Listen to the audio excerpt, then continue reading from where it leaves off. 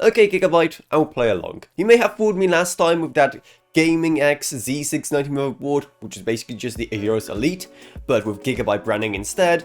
But now, what on earth is this Gigabyte Z690 AERO G board all about? It doesn't claim to be for gamers, rather for creators, and they're really trying their hardest not to sell this thing as a gaming motherboard. So is this thing literally just for quote-unquote creators?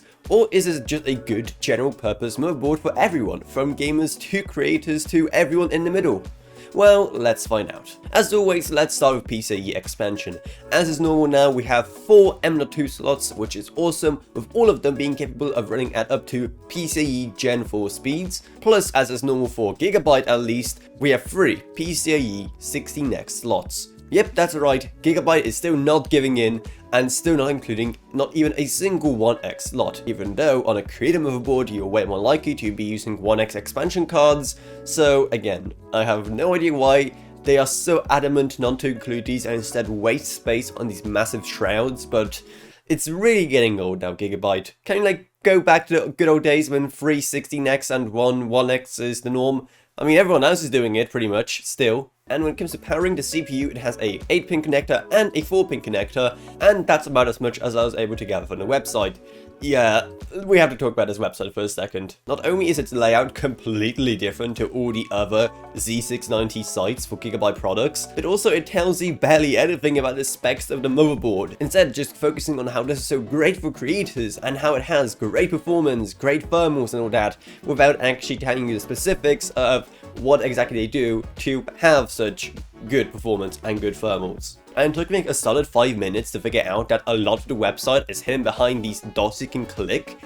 They look like they're just part of a background or just some animated feature, not an integral part of the navigation of the site. And nowhere on the site can I even find anything about how many power phases this thing has. Literally nothing about the VRM situation is listed anywhere on the website as far as I can tell.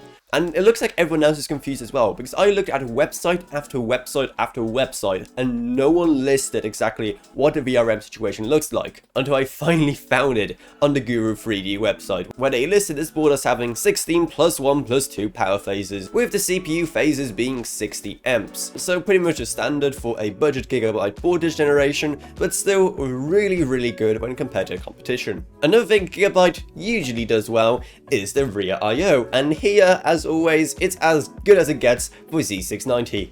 Once again, for whatever reason, Gigabyte forgot to include more than just 3 audio ports.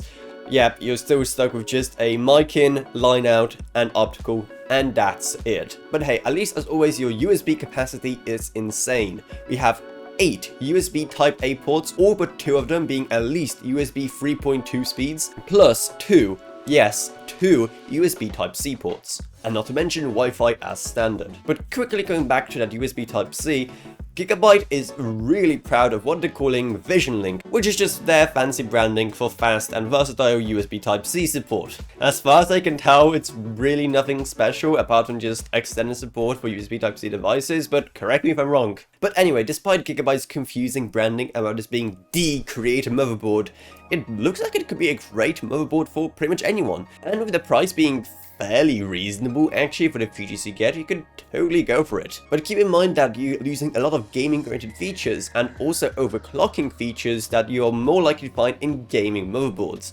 Not to mention that this motherboard is only available in white, which of course not everyone is going to like in their PC. And seeing how you can get pretty much everything this motherboard offers and more with Gigabyte's gaming oriented motherboards, then I'll definitely suggest getting one of those instead, unless you just really want a white Gigabyte motherboard for your white themed build or something, or you just really need those 2 USB Type-C ports at the back. But if I convince you to buy this motherboard, then make sure to use our Amazon associate links down in the video description below, because that way you don't pay anything extra while we get some money that goes straight back reinvested into the channel. And if you want to help support the channel in other ways, we do also have a merch store, and seeing how it's getting pretty cold outside, this awesome Avrana branded sweatshirt is becoming really useful for me. I actually love this thing. It's so nice and cozy and warm.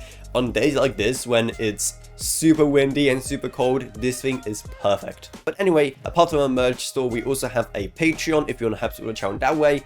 And I'd also like to thank my existing patrons Gavin Burns, Orion, AKB, Meg Sumner, Shane Allcroft, Lansby, and Coming Edge Clothing. Thank you guys so much, support truly goes a long way. Down you're also going to find our Discord server if you want to talk to me or at this or whatever else really, plus our social media links as well. But anyway, that's what it is, so I hope you enjoyed this video.